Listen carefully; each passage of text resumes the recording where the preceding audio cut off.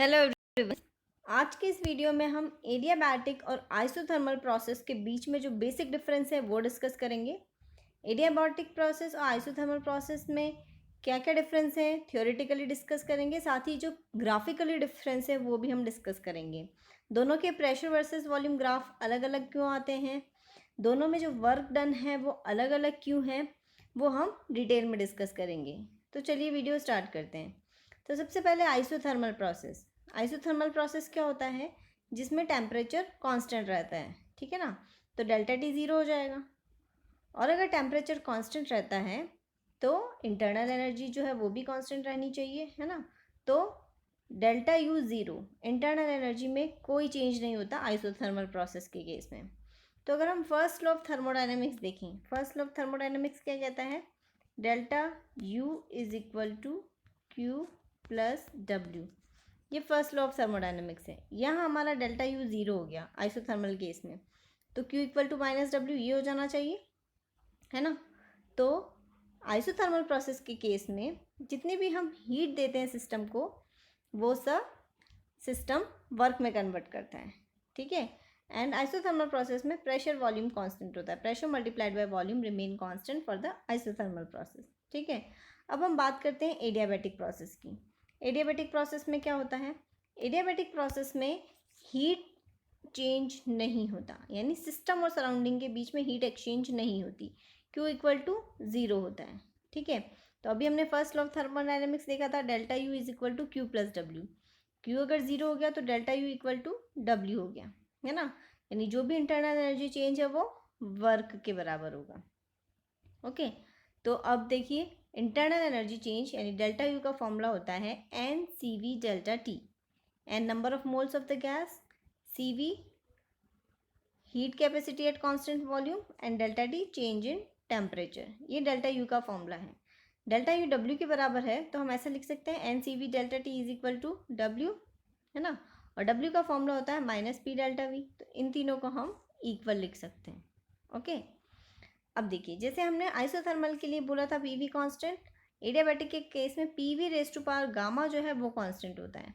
Gamma क्या है, C P divided by C V, molar heat capacity at constant pressure divided by molar heat capacity at constant volume. दोनों का जो ratio है वो gamma कहलाता है, it is more than one.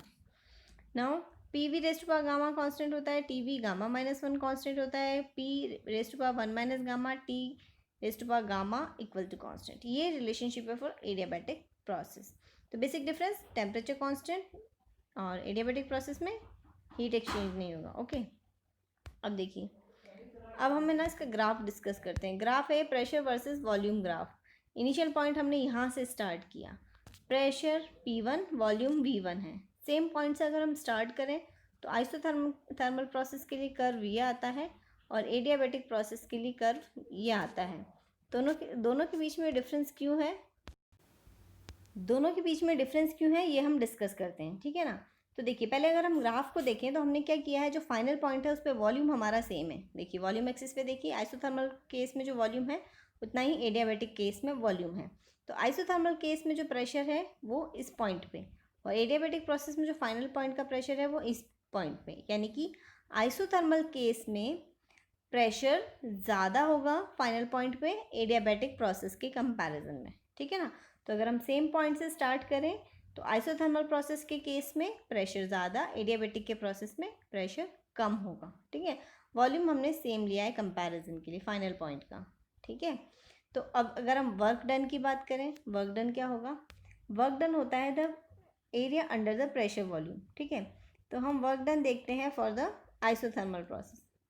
ये है प्रेशर वॉल्यूम कर्व के अंडर एरिया पूरा, तो ये पूरा वर्क डन हो गया, ओके। आइसोथर्मल केस में ये पूरा वर्क डन है ना। अब हम देखते हैं, यही हम बात करते हैं आइसोथर्मल के बाद एडियाबैटिक के लिए।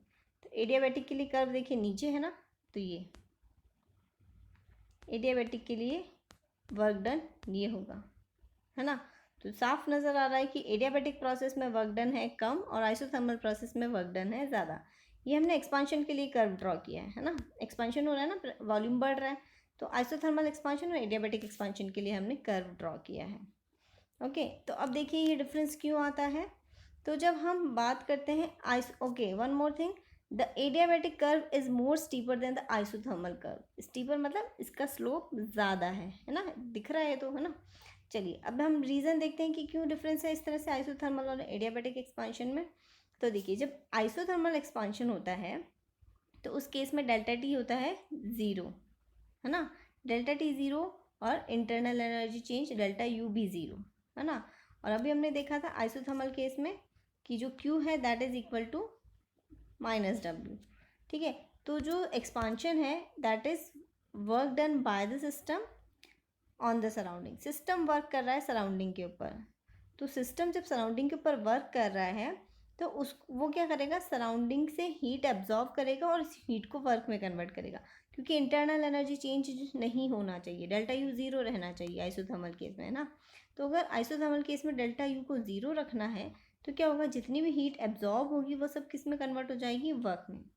So system absorb energy from the heat from the surrounding and convert it into work. System is doing work here because it's expansion. ठीक है। अब देखिए ये बात अगर हम करें एडियाबैटिक एक्सपांशन की, तो एडियाबैटिक एक्सपांशन के केस में क्या हो जाएगा, क्यू ज़ीरो हो जाएगा, यानी सिस्टम और सराउंडिंग हीट एक्सचेंज नहीं करते। तो अब एक्सपांशन के लिए जो वर्क करना है सिस्टम को, उसके लिए उसे एनर्जी क्या करनी पड़ेगी, इंटरनल एनर्जी यूज़ करनी पड़ेगी, है ना। तो सिस्टम अपनी इंटरनल एनर्जी को यूज़ करता है to perform the work for expansion, that means, है ना। अगर इंटरनल एनर्जी डिक्रीज हो रही है, इंटरनल एनर्जी वर्क में कन्वर्ट हो रही है, यानी इंटरनल एनर्जी डिक्रीज हो रही है। इंटरनल एनर्जी अगर डिक्रीज होती है तो सिस्टम का टेम्परेचर भी क्या होगा, डिक्रीज होगा, है ना। तो देखिए सिस्टम का टेम्परेचर डिक्रीज हो रहा है ना। आइसोथर्मल के केस में सिस्टम का टेम्परेचर चेंज ही नहीं होता, जबकि एडियाबैटिक के केस में सिस्टम का टेम्परेचर डिक्रीज हो गया। And temperature is proportional to the pressure. Temperature pressure के प्रोपोर्शनल होता है ना। तो अगर प्रेशर टेम्परेचर डिक्रीज हो रहा है तो प्रेशर भी उसी के हिसाब से डिक्रीज होना चाहिए। इसीलिए एडियाबैटिक प्रोसेस के केस में जो है वो प्रेशर ज़्यादा डिक्रीज होता है आइसोथर्मल के कंपैरिजन में। ओके, अब अलग अलग कर्व आ रहा है, एडियाबैटिक का कर्व अगर नीचे आ रहा है तो ऑब्वियसली वर्क डन भी क्या होगा, कम होगा आइसोथर्मल से, है ना। चलिए अब हम ना स्लोप की बात करते हैं। अगर हमें किसी पर्टिकुलर पॉइंट पे टेंजेंट ड्रॉ करें, जैसे हम मान लीजिए इस पॉइंट पे टेंजेंट ड्रॉ करते हैं, ये जिगजैग बन के लाइन स्ट्रेट होना चाहिए। इस पॉइंट पे मुझे, यानी इस पॉइंट पे मुझे पता करना है what is the slope of the curve, ठीक है। तो स्लोप कैसे, प्रेशर और वॉल्यूम की बात कर रहे हैं ना, तो प्रेशर वॉल्यूम कर्व के लिए इस पर्टिकुलर पॉइंट पे टेंजेंट ड्रॉ किया, उसका स्लोप मुझे पता करना है। तो हम आइसोथर्मल के लिए भी पता करेंगे और एडियाबैटिक के लिए भी पता करेंगे। चलिए, तो स्लोप क्या होगा, d P divided by D V. देखिए प्रेशर वर्सेस वॉल्यूम कर्व है तो स्लोप हो जाएगा डीपी डिवाइडेड बाई डीवी, है ना। स्लोप है डीपी डिवाइडेड बाई डीवी। अब ये स्लोप की वैल्यू आइसोथर्मल के लिए कितनी आती है, एडियाबैटिक के लिए कितनी आती है, वो कैलकुलेट करते हैं।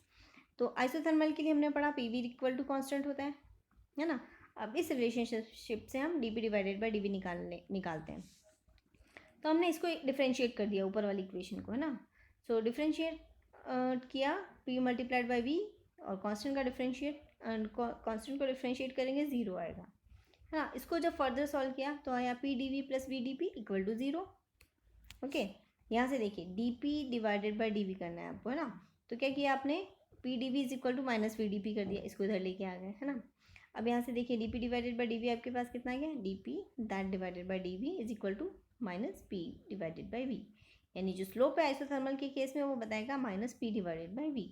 अब एडियाबैटिक के लिए कैलकुलेट करते हैं। एडियाबैटिक के लिए Q equal to zero, P V raise to power gamma equal to constant. Gamma क्या है, C P divided by C we.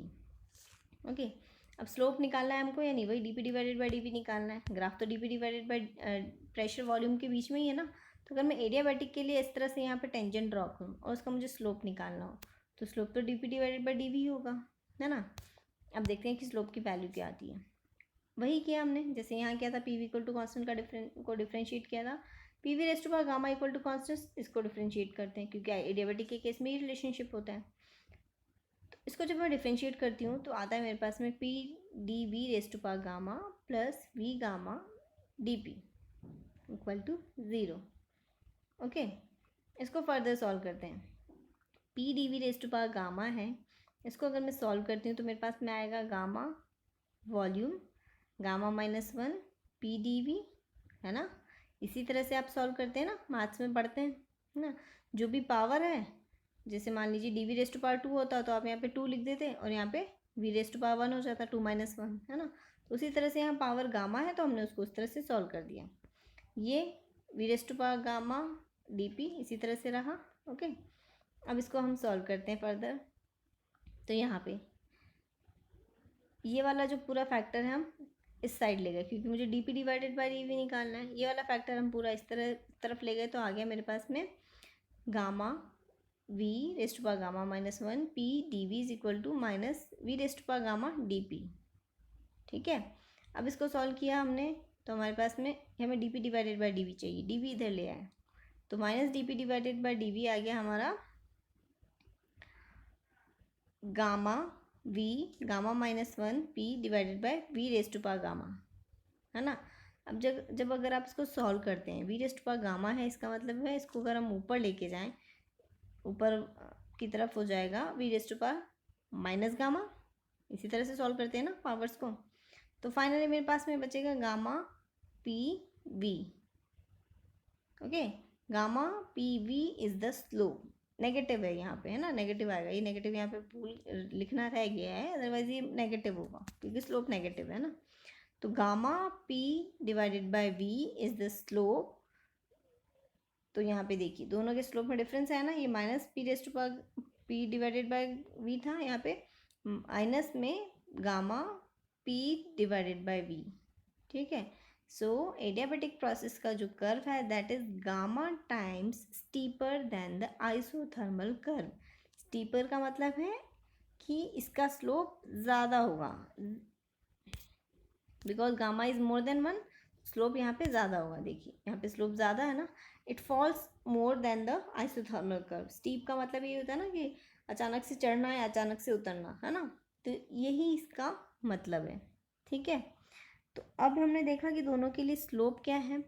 अब उसके बाद में हम बात करते हैं आइसोथर्मल और एडियाबैटिक कंप्रेशन की।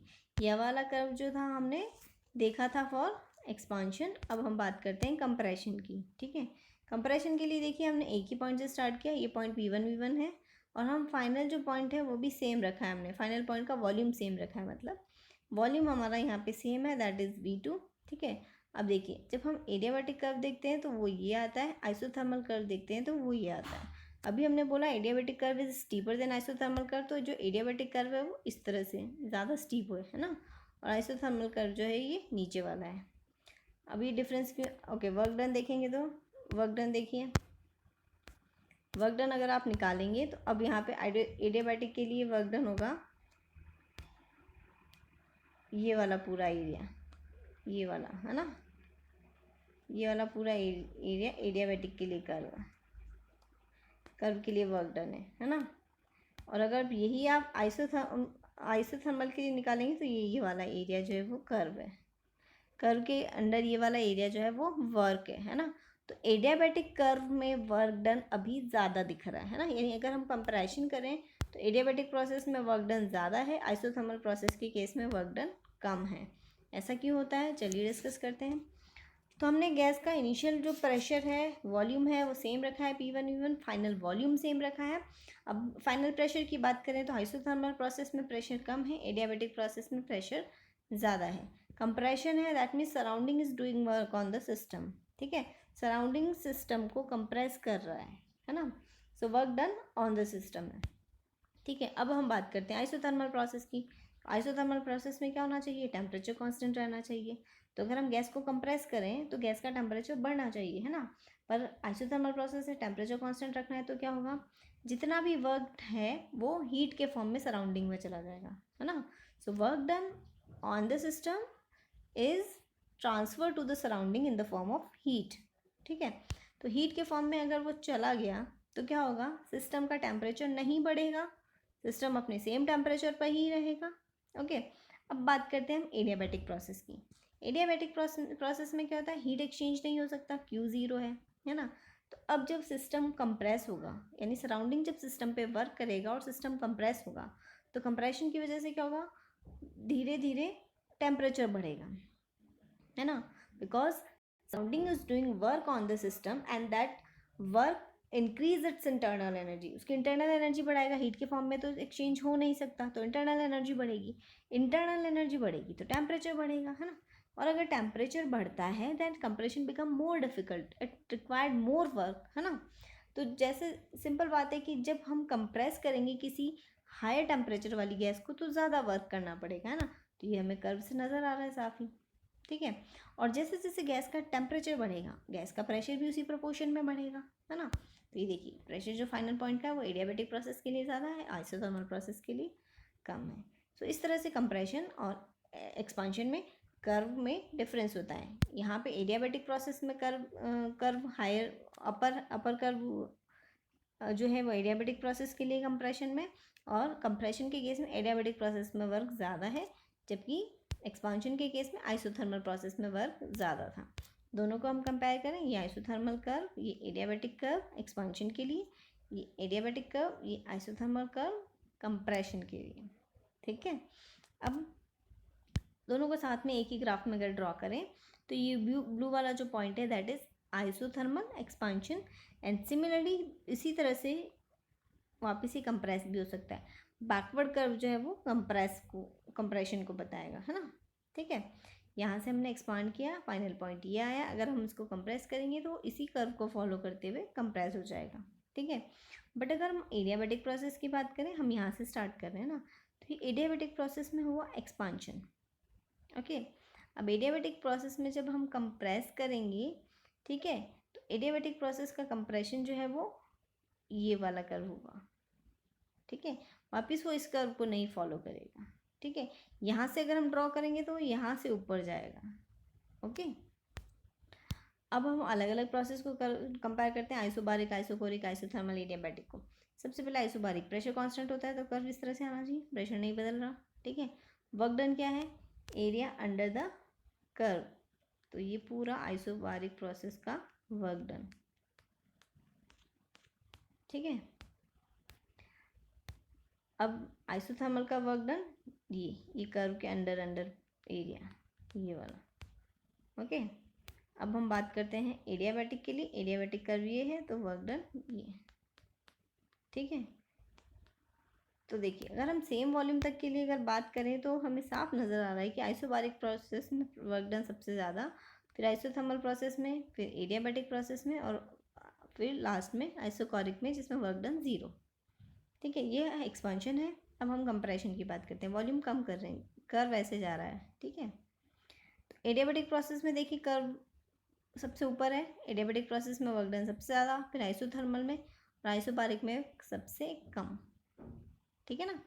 और अगर आइसोकोरिक भी ड्रॉ किया होता है यहाँ पे तो आइसोकोरिक का उससे भी कम, बिकॉज आइसोकोरिक में वर्क डन 0, ओके।